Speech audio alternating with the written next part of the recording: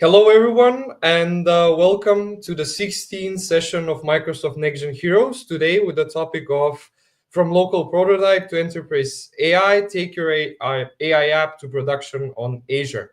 So, today, as you all know, we have a special guest with us.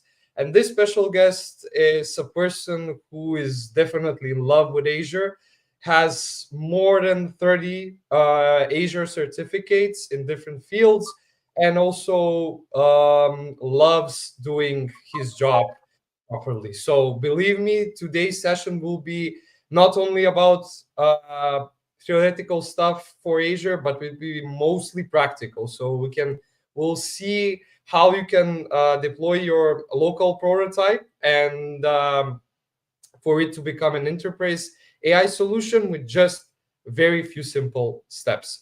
So get ready. This will be an amazing journey that Fisnik will take us on, and I really hope that it will be worth it. So before we begin, let's take a quick look of the agenda of the day. So basically, as always, we'll start with a quick introduction to the hosts. Today's hosts are me and Marco. So for all of those of you who are not familiar with us or you're joining us for the first time, this is the perfect time to meet us and also to get to know us better.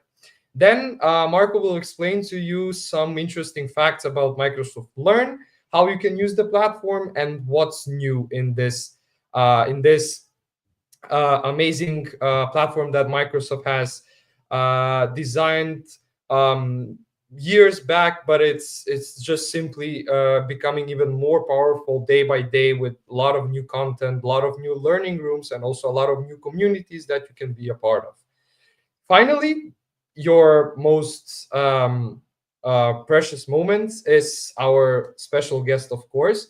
So I'll give the floor back to Fisnik here, and he will start his session. And at the end, prepare your questions because we'll have a Q&A session, and we can all discuss the key points of the event. And also, if you have some personal questions for us or for Fisnik, you can also do that here in this session.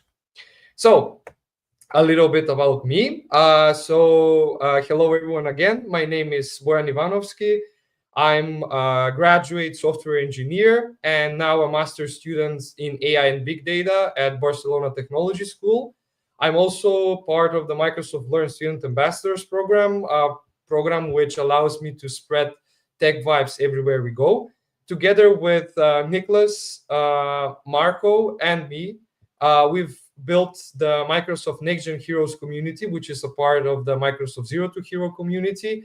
And we share different types of tech events, newest technologies that appear in the Microsoft world, and also share knowledge with like-minded peers, students, professionals, and so on. Also, something more about me is that I'm definitely passionate about DevOps, Azure, and AI, and definitely automation is one of my favorite things to do, especially in parts of DevOps and AI. So that was something more about me. Now I would like to give the floor to Marco so he would make his proper introduction. Marco? Yes, thank you, Bojan. This was a wonderful introduction to the really fun topic for today. And thank you to all of our viewers for today for taking the time to learn something new. So basically, my name is Marco Atanasov. I'm currently working as a DevOps engineer at Macedonian Telecom and pursuing my software engineering degree at Finki. I would also like to mention that I love being part of the MLSA program and the Microsoft Zero to Hero community, where I have made a lot of lasting friendships and have improved my professional life as well. I would like to shortly add about Microsoft Learn. If you haven't joined our community yet, you can do that on techcommunity.microsoft.com. We are a part of the Microsoft Zero Learning Room, Microsoft Hero Learning Room, where we are around 6,000 members. It's a great chance for you to get involved, to engage with fellow learners with like-minded individuals and network, and maybe you can build some new friendships that will open doors for you in your professional life as well. All you need to do is fill out a form, and then you'll be welcomed into our learning room. And now, for the main part for today, how to take your AI up to production on Azure. I would like to invite to the stage Fisnik Doko, Azure AI and Cloud Architect, a Microsoft trainer, and a PhD. It's a pleasure to have you, Fisnik. Thank you. Thank you. It's also a pleasure for me to be here together with you. Hello, everyone, and thank you for joining. Today, I want to talk about something that many of us are experimenting, let's say, from locally to production. And here I want to share the experiences like a Microsoft trainer, speaker at Microsoft events, and also working in the industry for many years, and also working with AI apps in the industry with, let's say, specific industries like healthcare, banking, insurance, which are very uh, strict about the production. And that is the title of the session, like from a local prototype to enterprise AI, like taking the application to production on Azure. And that's intentional because most of AI projects, they don't fail at the idea stage. They struggle on the, let's say, cloud, on the enterprise, or at the transition stage. And for that purpose, in this session, we will analyze those things. We will share a practical perspective on the journey from local experimentation to agentic development to production ready architecture on Azure, and that is our aim in the following minutes. Like, before we go further, let me quickly set the expectations for what we'll cover today. We'll start by looking at the AI shift, like how we moved from copilots, experiments to real production systems, and why this change is happening so fast. We will also talk about why most AI demos fail once they leave the lab or the demo environment. From there, we'll focus on building agentic AI locally and what is doing the right way. Let's say the practices, not just the theory.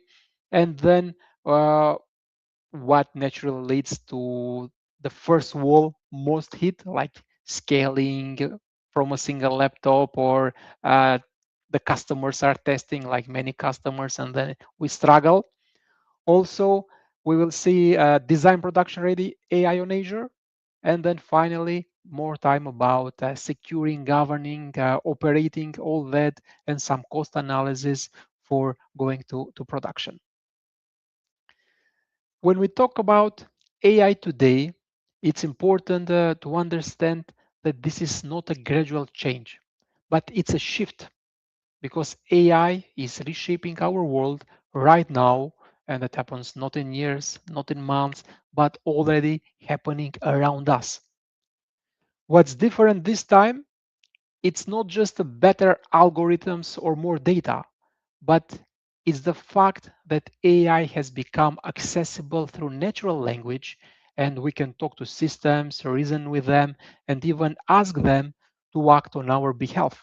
Like, we have moved from coding instructions, from something static or hard coded, to something more instructions, or human instructions, language instructions to express the intent.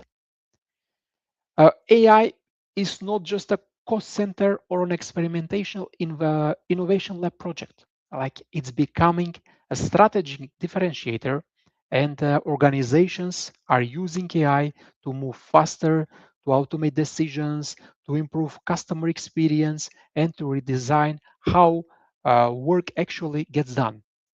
But it's also important that this shift also introduces new challenges, because when AI starts making decisions or taking actions, the question is uh, no longer we can build, but how can we trust it in the production? How can we trust it with a real production data? And also, one of the biggest misconceptions about AI today is that it's still mostly experimental. That is not true, and that is something organizations are trying out maybe. According to Gartner, by 2028, more than 95% of enterprises will already use generative AI APIs or models, or will have deployed Gen AI enabled applications in productions, like not in labs, not in pilots, in real systems. 2028, 95% of enterprises. Additionally, by 2027, again by Gartner, 50% of enterprises will use generative AI, are expected to launch agentic AI pilots. That means that AI systems, they don't just respond, but now normally they can plan, decide, and take actions. This challenge now is how we take it to responsibly, like to understand the things, to look for practical challenges that teams face when they are starting building such agentic AIs, and then all this to make a production ready system. As we step into the next era of software development, it's also clear that the way we write code is fundamentally evolving. Like the fundamental shift we are seeing now with AI applications is that we move from deterministic to probabilistic systems, and that traditional applications operate on predictable inputs and outputs, like what we have coded. But on the other side, in the AI, especially with the LLMs, the output is becoming probabilistic. And there is a statistic that over 70% of generative AI experiments never make to production. Despite the statistics, we have seen very customers facing the same, and all this is all many of you probably you have been in such stages, and most of them don't fail because the model was bad. They fail because the surrounding system wasn't ready for going to production. First, the model selection and deployment, like teams experiment with multiple models, but they struggle to decide which one is better, which one is standardized, which one is more accurate or costly. And this is the first challenge or step where the things can go wrong.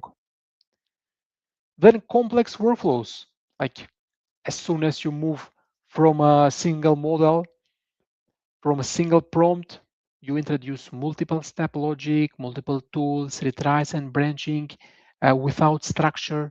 This complexity can become unmanageable. Another blocker is the content safety. Like once agents will start acting anonymously, you need some guardrails, predictable outputs, and also human oversight, not just best effort filtering. Additional challenge, especially for enterprises, is the observability and governance. Like if it's not added on the first steps, if it's not planned on the first steps and added late, then it can go out of control without good tracing, versioning, debugging. Everything will become guesswork, and efficiency, the reality, will be far away. Additionally, as a challenge is the tool sprawl, like agent start calling many tools, APIs, services, and often without clear boundaries of ownership.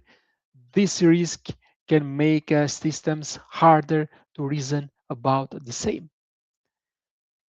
Most AI demos don't fail again because the model is bad, but here we tried to visualize all that. As a first, it works locally, but it fails in production, and all that as we move to more concurrent users, to real users, to real load, things start to spike, errors to appear, to reliability to disappear. That is the same with a reg. Like if you have two documents in a reg system, works perfectly if you have even 20. But if you go in production with, I don't know, 20,000, you will see that the accuracy, it started deviating a lot. We mentioned security and identity, like many demos run with hard-coded keys, shared credentials, not cleaner identity, and that for demo it's okay or for proof of concept, but in production it becomes a risk, especially when AI agents start calling tools or accessing production data that are not prepared or not they are not purpose for everyone to see them. If we don't have, let's say, Microsoft purview in such case, we are just failed. Another thing is the governance, like who approved the agent, what data is allowed to see, what actions is allowed to take. If you can't answer those questions, the system will never pass an enterprise review, and we have many such examples, especially in the banking system around Europe. Another common gap is monitoring and visibility. Like we have demo, we don't take care for that, but then we don't have tracing, we don't have evaluation, we don't have insights into failures, hallucinations, which for going in higher environment, it's mandatory to have. Additional challenge is the cost that we will speak in the end of this session. Like if we do a demo, it's cheap, it's everything okay.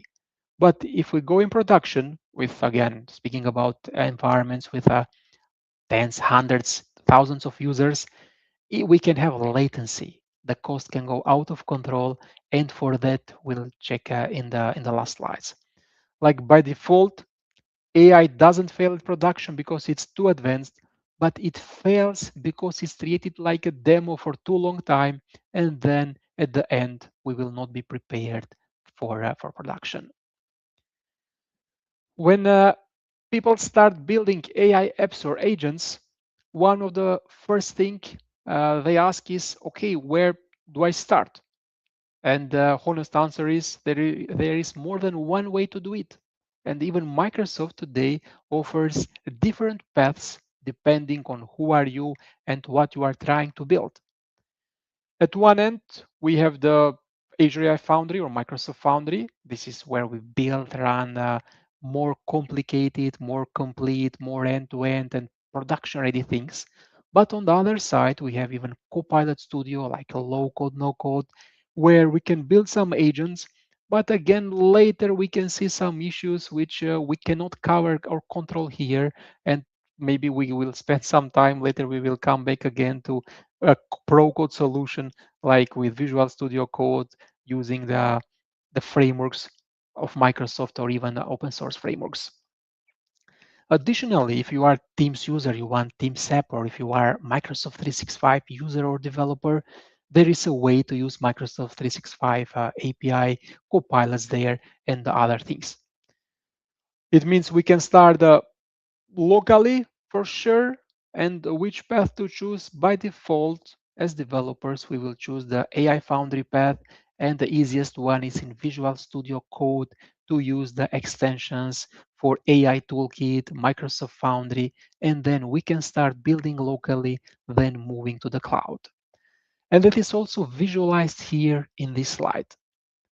I like this slide a lot because it simplifies something that often feels very complicated, and most AI projects follow a pretty similar journey, even if we don't always realize it at the beginning. Like it starts with local experimentation. This is where ideas live. We try prompts, models, small script, maybe a notebook. Things move fast, and then we go to the next stage, where the next stage here is the cloud. Like we have done something locally, we push to the cloud, and then we try in the cloud to scale. And suddenly, it's not just the one person there to run the script or to test the script. There are multiple users, shared resources, real infrastructure, and this is where teams start thinking about environments, deployment, and access. After being in cloud can be dev test environment, then comes, let's say here, production. And this is a big mental shift because it's about reliability, about performance, uptime, about any rollback, any failures. And the question changes here from does it work to does it work every time? Does it work for everyone? And after it's stable, for sure we need to think. And for the governance, this is where the trust comes in, where again for sensitive industries like again banking, this is very important and needs planning since the first days. Needs planning, otherwise we cannot go in production without being prepared for the governance. And what's important here is that this it isn't just a technical journey, but it's also responsibility journey. Like each step adds expectation, constraints, and we don't need to skip any step because later again we will be challenged or we will be broke. At this point, a fair question is why code? Why code at all? If there are tools that help to build agents faster, like drag and drop, why not just use those? And for me, the biggest reason is control. When you build agents in code, you are not limited to predefined connectors or templates. You can choose any model, you can tune any parameter, you can call any APIs, means the level of customization is very high if we go with code solution. The second reason is local experimentation. Like we can run agents locally into our machine using for free with Visual Studio Code, with GitHub. We can test for free, we can debug, we can break things, even we can plug into CI/CD pipelines before we think about scaling. The third reason is also portability. Like code first agents don't lock into a single platform. Later we can change, we can move from local to cloud, or even between clouds without rewriting anything. And what this really comes down is that building agent in codes lets you treat AI like software and not like a black box like we do with drag and drop tools. Almost every AI project, it starts with local prototyping, means a lot of prompt iteration, even doing rec, even doing evaluation. And for all this, we'll see in the following slide minutes, we start mostly with the Visual Studio. Before going to that, again, why agents locally now, not just code? Because uh, we can do very fast. We can do with no infrastructure, with no models. We can do many iterations. Local first, it can become also with a learning loop. That learning loop will be much shorter. We don't spend time on understanding the infrastructure in cloud if we haven't used or the organization of the architecture there. We can do all locally, even the evaluation, and that can be within a minute, within a day. And when we will be ready with that, yes, then we will start even agentic parts, even agents to move to cloud. It means even MCP servers we can have locally, then we can move to cloud. Before we go with the next part, I want just here to level set on some core concepts like agent. That agent is not a chat, but a chat is prompt in, response out, but agent is more than that. It has state, tools, it can make decisions. Then that brings also us to the agentic loop. Like most agents follow some variation of plan, act, observe, decide. They don't just answer, they repeat this loop until the goal is reached or the boundary is hit. Another important idea is that tools are first class, means agent don't know everything and they shouldn't. Instead, they can call tools, files, scripts, even operational runbooks to get some work done. And in many real systems, the value comes less from models itself and comes more from the tools. Additionally, instead of testing here, that is evaluating, like we can't rely on impressions. We need to measure some metrics, correctness. We compare prompt versions and see whether changes improve outcomes. And then for sure, we need a traceability to see, to debug what happened, how happened, and where that happened. We can start with the GitHub models. in our laptop. This is where experimentation happens. Like we can use a lot of models for free. They have limitations, but yes, we use that just for the demo purposes. Then we use Visual Studio Code. On top of that, we can install the AI toolkit for Visual Studio Code. Like we get access to GitHub models from there, to local ONNX models. We can use local models, Microsoft Foundry models, and we see more benefits there. Once everything is powerful here, then we can move to the Azure AI Foundry, and we'll see that in the next steps. Just I want to emphasize the importance of this AI toolkit extension because in the Visual Studio Code now we get a model catalog, like we can list all the models, seem very similar like in the Microsoft Foundry. We get playgrounds, then we get even agent builder. We can do bulk run, we can do model evaluation, even fine tuning. We can start tracing, profiling with Windows ML, like to understand performance characteristics when running locally, which means a lot for real world applications. AI Toolkit, I encourage everyone to install and to start at least with this extension.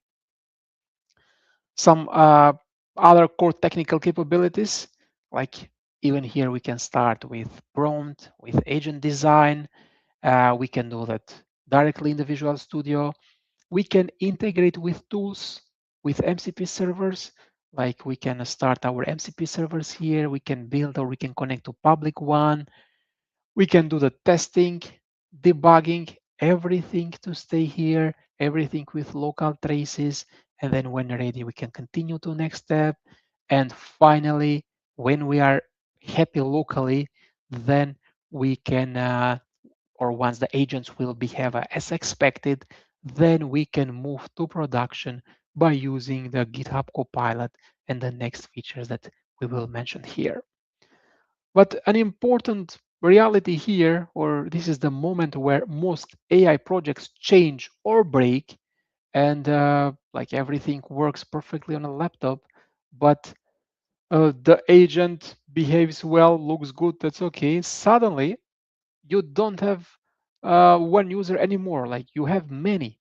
When it will left our laptop, we'll have many users, many different inputs, many different minds, and then it starts to have to crash issues.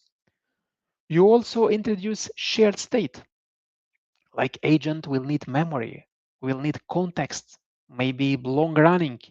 And once that state is shared, you need to think about consistency, about isolation, about failure, and things that a local prototype never had, now has. Then also is the secret management. Like we need to create them. We need also to deal with latency. If we have latency because of many users under the load, we need to deal with retries, with timeouts, with scaling of that, which will impact the cost. Like the cost will start to be real cost. We can see if that customer can deal in the following months and years, if that was expected or not. And from experimentation to engineering, it has a differences. It has differences. For which differences we need a good planning at the beginning to not let's say later face with the issues that we mentioned.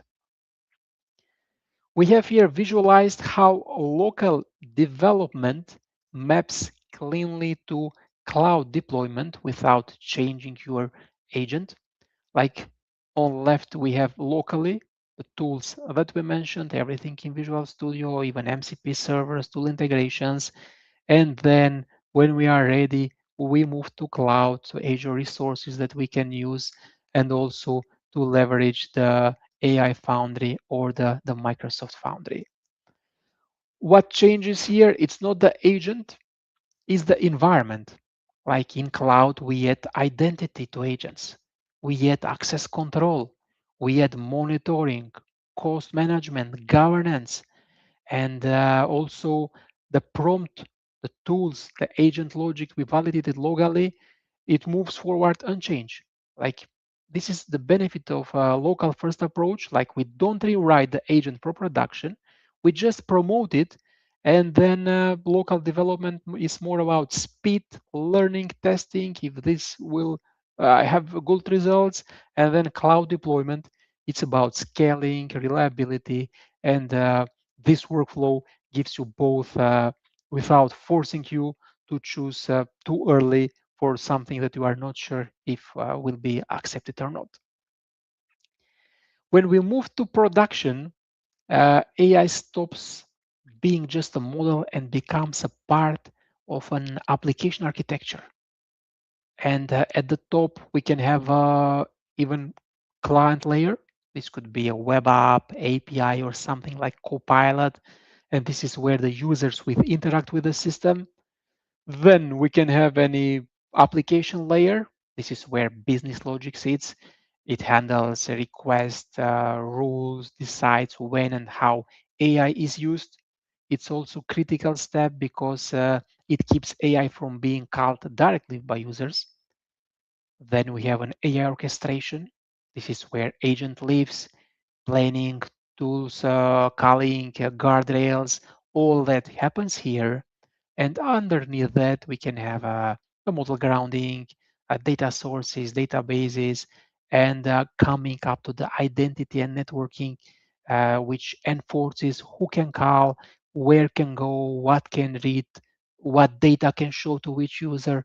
All that comes again in the part for the AI orchestration, and down where comes the part for governance and for security. Once we hit the first wall, the next step will become clear, and we need to move from local experimentation to cloud. And what's important here is that it isn't a rewrite, it's just a continuation of what we did. Like if you are still working in familiar tools like Visual Studio Code, you are still iterating, testing, but now you start introducing a cloud native capabilities in a controlled way. And tools like AI Toolkit here, they help to bridge that gap. They let you connect your local agent with cloud models without losing the fast feedback loop. And on top of that, then we can use GitHub Copilot agent mode to support us during development time, and also Copilot for Azure as part of when thinking to going to cloud. Like all these local tools are helping each other, helping us when we are ready by usage of these tools that I'm sure almost every developer is familiar now, can push the solution to cloud. And this is now about adding structure without killing the speed. Like we introduce now in the cloud, we'll start with environments, identities, cloud resources, and we start thinking about designing something bigger, production ready architecture. Just some quick features about agent mode. Like we can use agent mode about working alongside an AI agent directly in our IDE. We can add features, we can refactor the module, we can use agent mode to connect our agent with your existing application. And then after it is ready, we need to go to Azure. Let's say if you are not familiar with Azure, to not be blocked by Azure infrastructure, Azure resources, what you can do, you can use in this case the GitHub Copilot for Azure. Like GitHub Copilot for Azure, what we do here, we can think of it as a guide that helps moving from working code locally to cloud deployment. And instead of guessing which Azure resources to use, how to write everything together, this Copilot for Azure can recommend the right service based on what we have built. And what I like here is also that it doesn't just generate snippets, but it leans on Azure best practices by default. This means that things like security configuration, like sensible defaults, like patterns, are already proven into production, and it can even generate infrastructure as code, even CI/CDs, so your deployment process becomes repeatable instead of manual. And this is the biggest step towards the production readiness. Another important point in error reduction is also using for production issues that come from misconfiguration. Like even Copilot can help here to reduce the mistakes with networking, with identity, with permission, and this Copilot will help us to turn our local solution, let's say, to be able to run in cloud. And with this step, we'll run in cloud, and even we can ask it like how to be more scalable, what to configure, and for that step, this can help for the same. Additionally, a new help is to use a GitHub Copilot coding agent. Coding agent, like our pair programmer, it supports external context through MCP servers, means that agent can use additional tools, documentation, or internal systems when needed, not just the repository itself. And this is a big shift where instead of AI helping to write code faster, it also helps teams to move work forward asynchronously while still keeping human control. And this, let's say, pushes local development across enterprises, and it helps in general teams.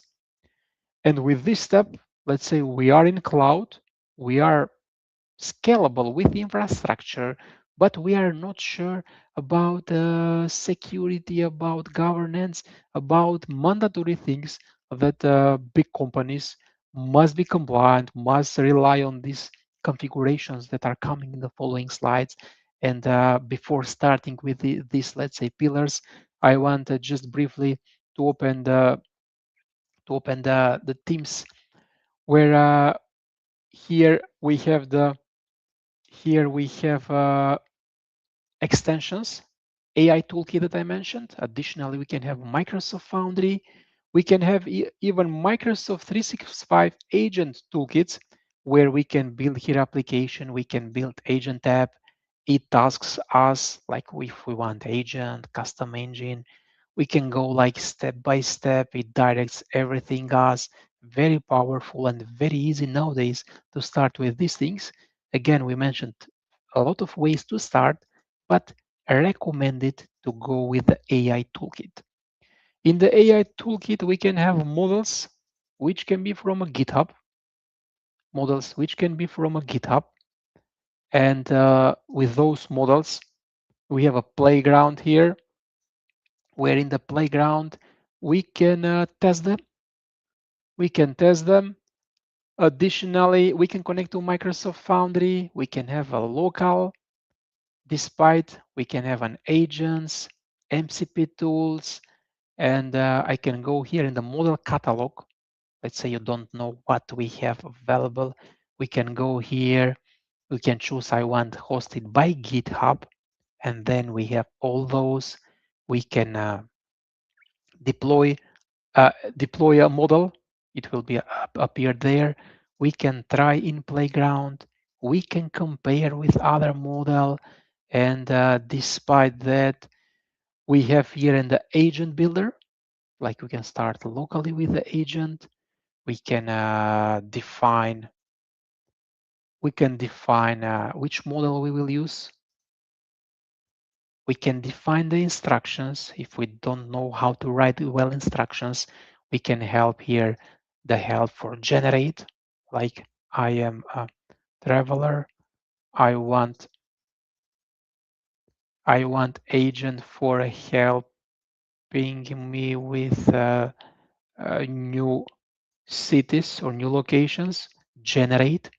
It can generate now very well instructions. After that, we can even optimize them. Very powerful.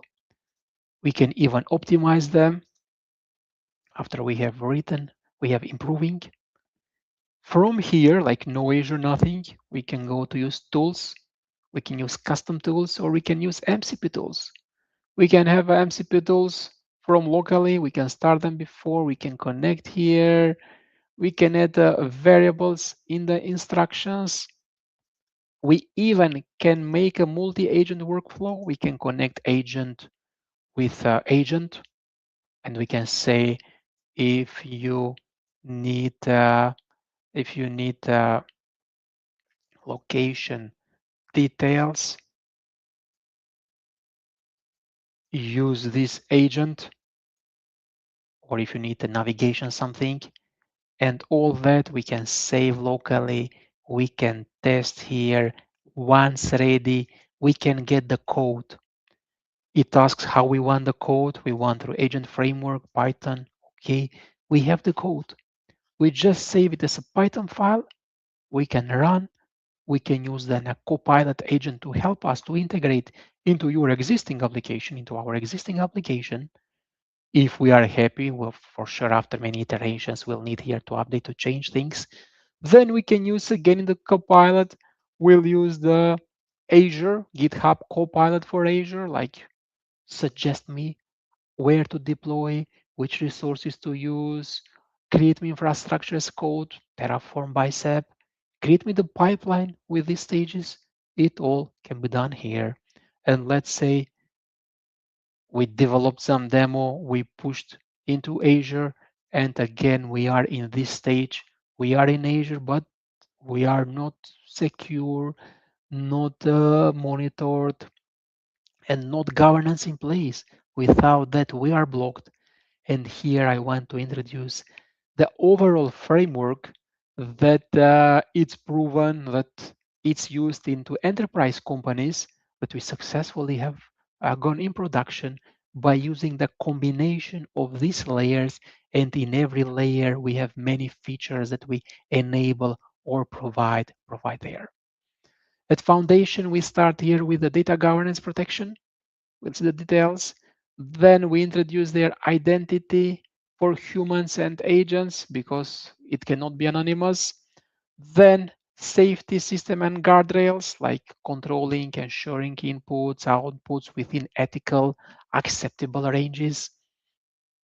And then we move into risk management and policy, observability monitoring, and for sure evaluation manual, automated, and we'll see red team AI agent teaming in automated way. Let's see some more details about every of these stages, which again are mandatory for going into production to be prepared. And for bad days, like something doesn't work, we need to debug something wrong happened, why happened, who did it, why that was done. Like we'll have full traceability monitoring. And again, we are speaking about enterprises where governance is a must, where without a governance, it cannot go in production. Starting with the layer one of the framework that we showed here, that's the data governance and protection. AI systems don't just store data, they reason over it, like combine it, and they expose it. And they expose them in unexpected ways. For this purpose, in this layer, foundational is to have the Microsoft purview. Like it's a centralized data map catalog, which will add labeling, annotations to our data. And based on that, based on the sensitivity labels, we will know to which can be showed, cannot be showed, if that is confidential, if it is highly sensitive. It's mandatory thing. Once we have such data classification, then we have the data loss prevention, like to ensure that the sensitive information cannot be exposed through prompts or through any injection attack. The next part we have here the DSPM for AI workloads, like to understand the risk posture across models. It's critical because AI introduces new paths for data exposure, and we need to cover them, to follow them. Additionally, in this data governance and protection pillar, we also move with the policy-aware data interactions. This means that even if a user or an AI agent asks for data, access is still evaluated against a governance and compliance policies, all this in purview in real time. The new thing, the new member, the new feature that we have here is that now for agents in Entra ID, it is the Microsoft Entra Agent ID. And now every agent will have its own identity. With that will be authenticated, authorized, audited, just like any other human. And with that, we will use the RBAC, we will use condition, access policies, and finally, everything will be auditable into logs, and we have tracing. And now AI agents are not just a guests, but they have identity, we have control. After we need using that application, we can cut the identity, and for sure will be that that access now it's almost blocked there. We mentioned many times safety guardrails. This is one of the first things that we must do when we go into the cloud. What is here? It is the content safety. Azure AI content safety. It controls the input, it controls the output, it checks for any protected materials like the LLM to not generate any lyrics of any known song because that's not accepted. It protects from direct, indirect jailbreak attacks. We can also create our content filter through those 4 or 5 categories which are there. We can fine tune them, like how aggressive to be in blocking such suspicious things. We can define even block list.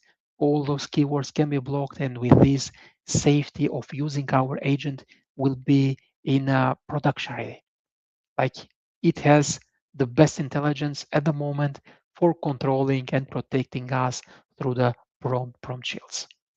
Additionally, we have here in the task adherence, which is checking if AI agent it performs well for the tasks it has to do. And very important, groundedness here, hallucination detection. It helps to validate the responses if they are based on approved data sources, on factual contexts, and this it reduces the risk of misleading or any hallucinated or fabricated outputs.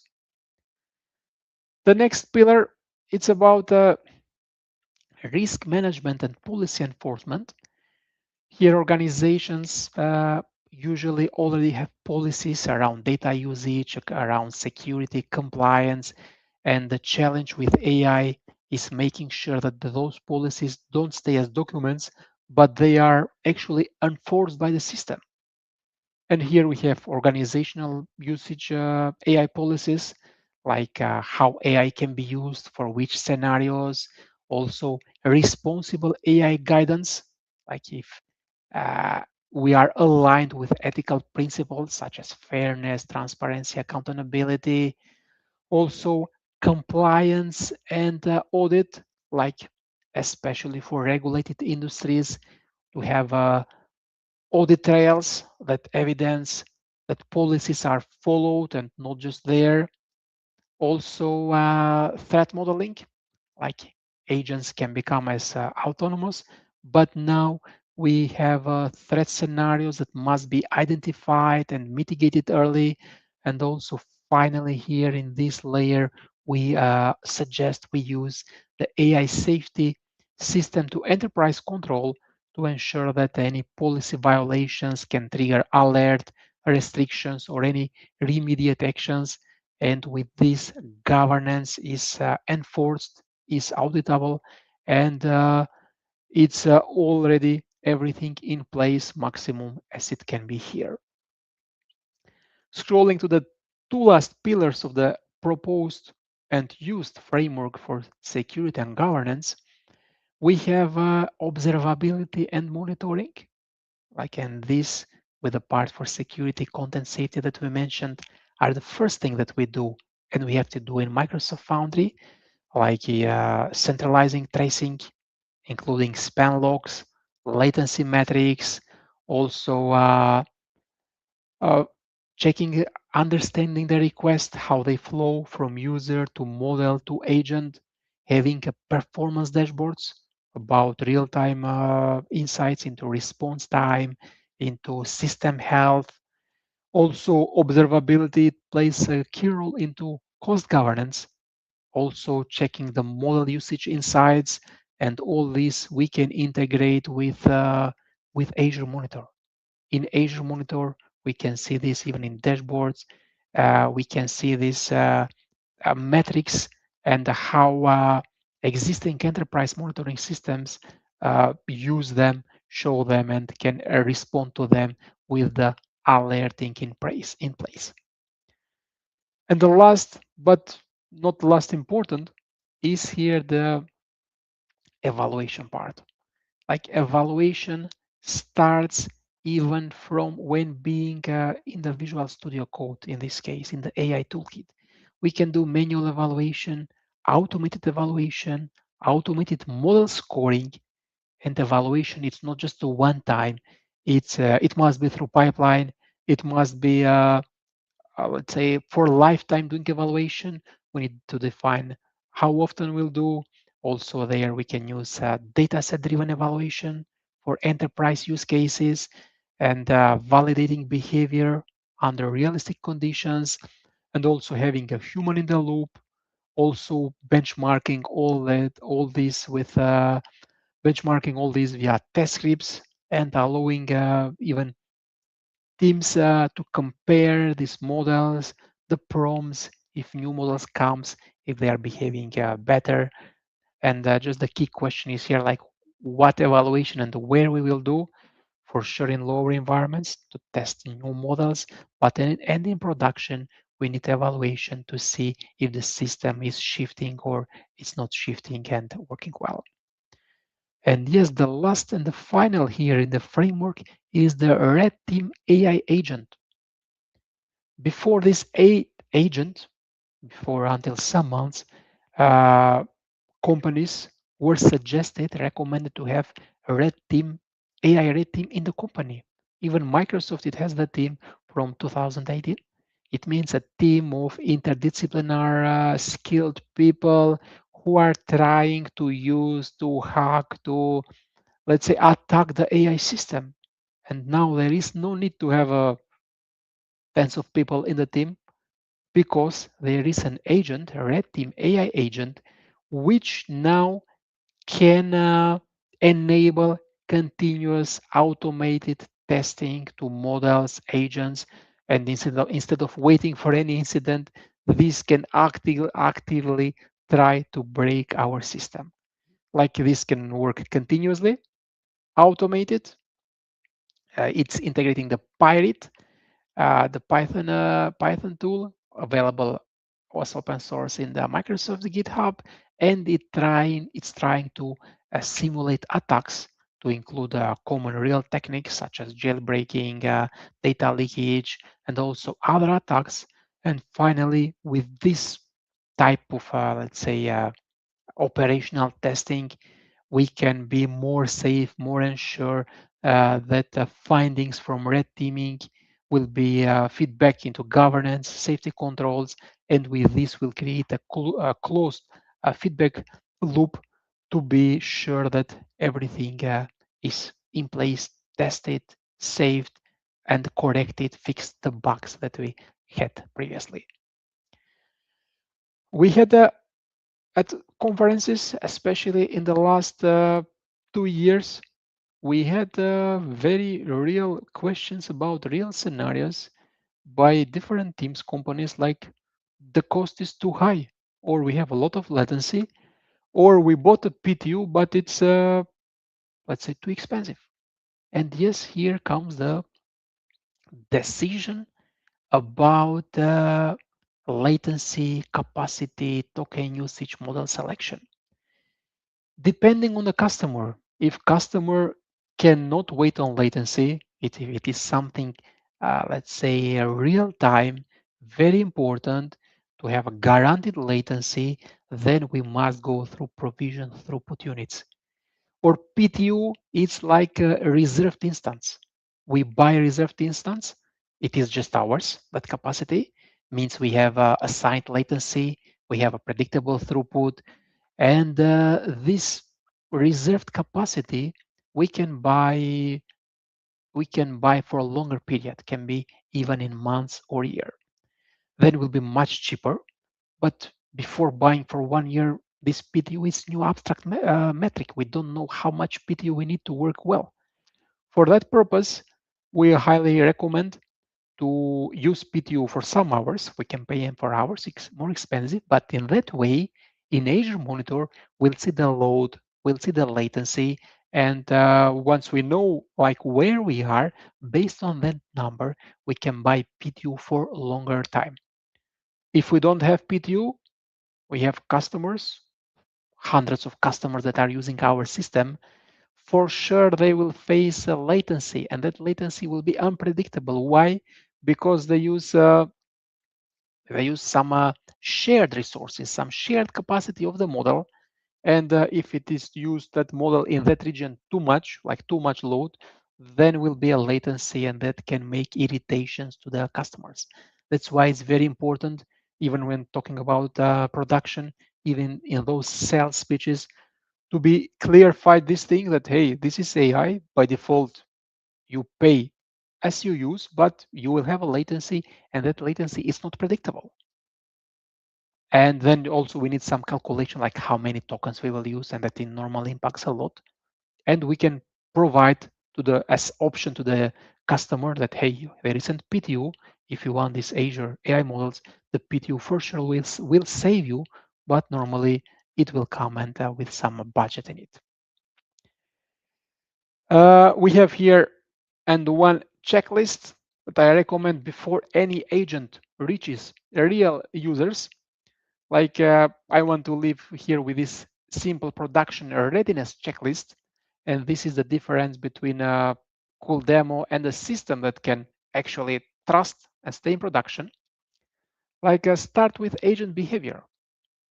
The agent must be clear, with clear roles, produce structured, predictable output, and if responses are free-form and inconsistent, production will be painful. Next is tools and permissions. Like every tool that agent is using must be explicit, follow the least privilege principles, and if you can't explain why a tool exists, it shouldn't be just there. Evaluation from the 0 day, from the first day, manual, automated, even AI tool can help for creation of data set for evaluation.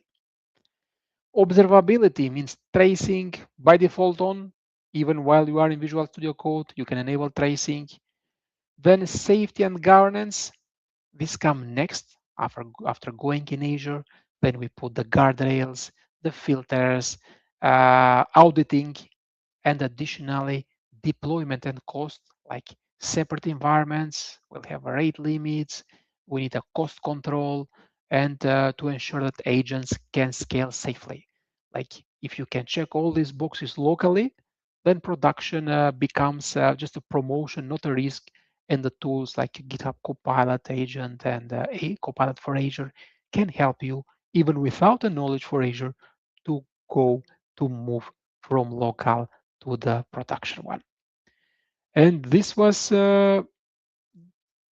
planned like to show the real experience starting from the theoretical part, from the different Microsoft conferences up to real examples, challenges that we have faced, starting from individual developers up to big enterprises that face with AI. Like we think AI agents, yes, I can do it, I will do it.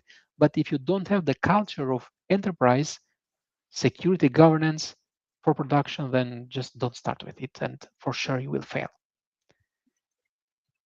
Yes, thanks. Any questions? Anything to discuss?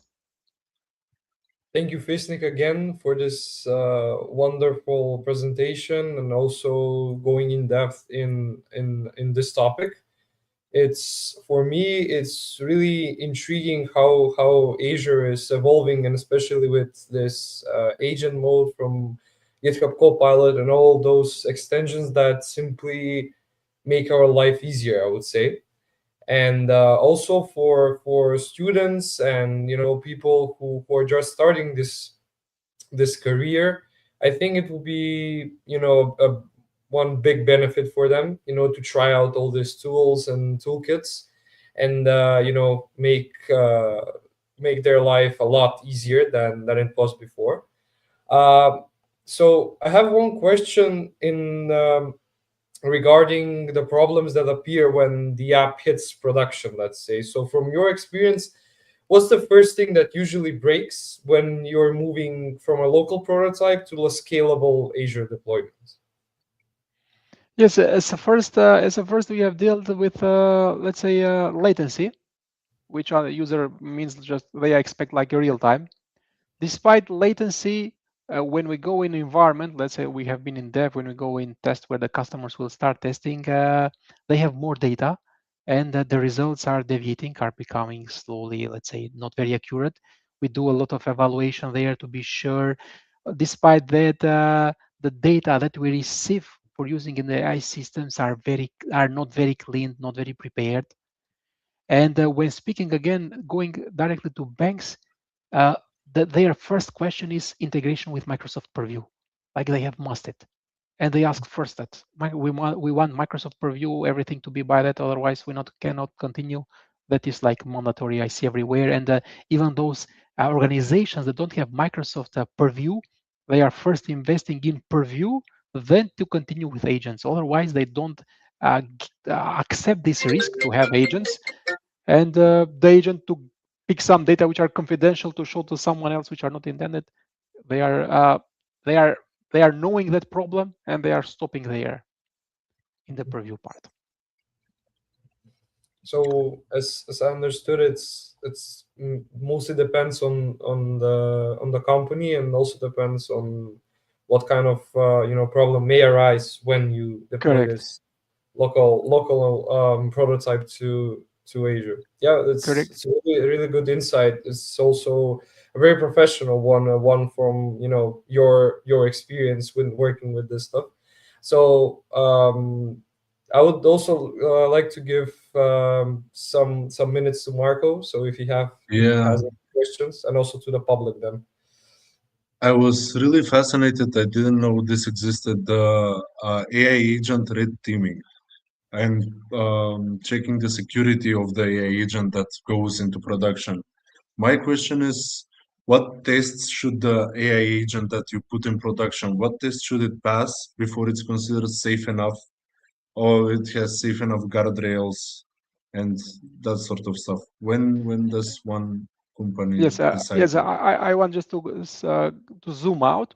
As a first, if we speak for normal companies, which they don't have such classification of data, then we can just come in Microsoft Foundry and just enable here tracing, enable monitoring, application insights, very powerful. We get some metrics, even evaluations. We can run here automated. We have evaluation libraries. And here we have AI red teaming, where we have your details like how to run all that. This will start attacking our system, and this is the step that we must do before production. For sure, it will get many issues, and after those which look with high severity, after we will fix them, then we are somehow more ready to go in production. Despite that, we have here and the part with the recommendations. We have in the part with recommendations from Defender, where we will get a list of recommendations by Defender after having here running the solution a longer time.